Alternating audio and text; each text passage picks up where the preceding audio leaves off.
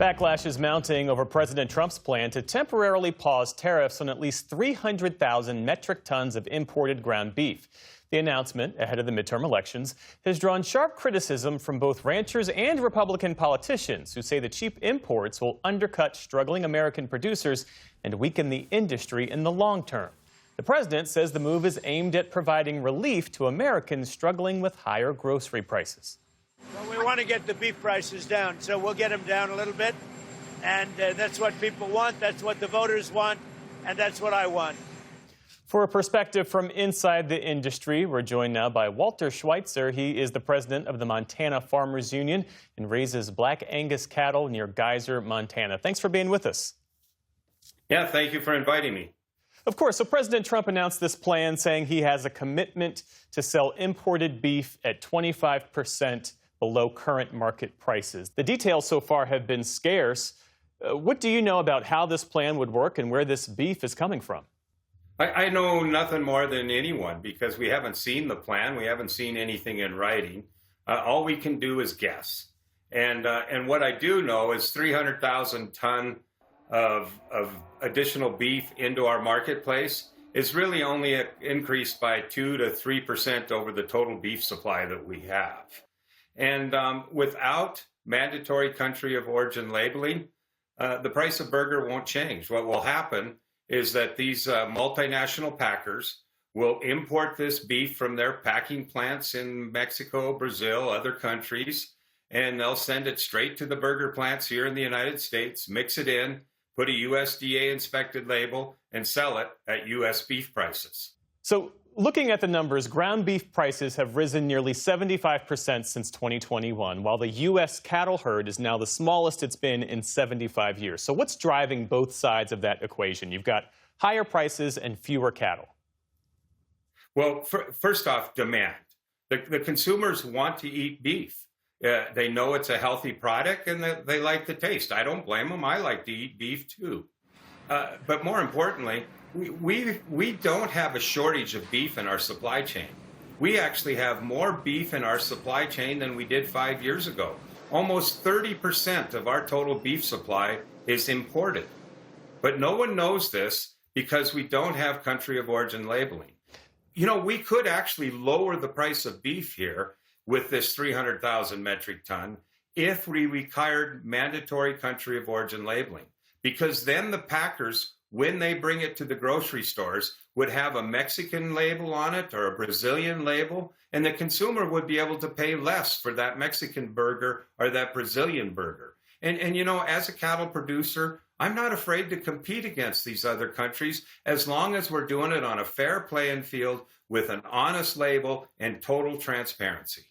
Well, say more about that, because earlier this month, the USDA recalled nearly 30,000 pounds of raw beef imported from Argentina.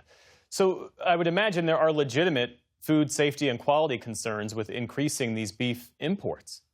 There absolutely is. And you know, these countries, they don't raise their beef to the same standard as we do here in the United States. In fact, when the Olympics were held in Mexico and Brazil, the Olympic Committee warned the athletes to not eat the local beef because they could potentially fail the drug tests. I want to play for you something that the Agriculture Secretary Brooke Rollins said yesterday. Take a listen to this.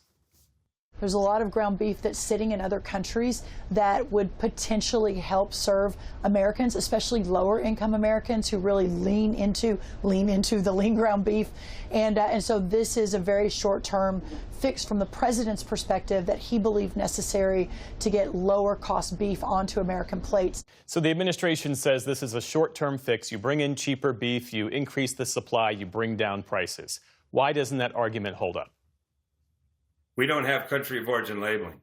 So the only beneficiary of that is going to be these multinational packers. They'll be able to bring in that cheaper burger and put it in a package and sell it as U.S. beef, misleading the consumers thinking that they're buying high quality beef from here in the United States.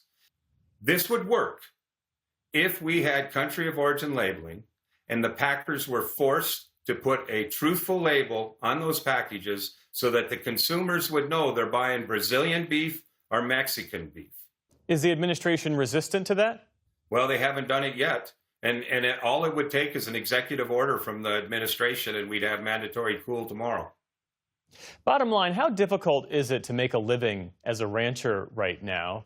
And what would actually make a meaningful difference for producers and consumers alike? Well, having certainty in the marketplace, to have a fair playing field. You know, right now, these big four packers, they can take advantage of both the consumers and the producers, and they do it. And if we just would enforce the antitrust laws that are on the books, we would enforce the Packer Stockyard Act, keeping these big four packers honest, we could bring prices down overnight. But as long as we allow them to price gouge consumers and take advantage of producers, we're not going to see much change in the marketplace. As all of this is unfolding, the president is escalating his trade fight with Canada, a major market for American beef. And the other top buyers of American beef, South Korea, Japan, and Mexico, they're all facing tariff disputes with this administration as well. What does that mean for you as a rancher? Well, you know, for the last few years, Montana has been shipping a lot of our calves north of the border into Canada. And what's been happening is Canada finishes those calves, slaughters those calves, puts them in a box, and ships them to the markets that we lost because of these tariffs. And now adding 50% to the goods that we try to ship to Canada today means we've lost that market too. Walter Schweitzer, president of the Montana Farmers Union, thank you for sharing your insights with us. Thank you.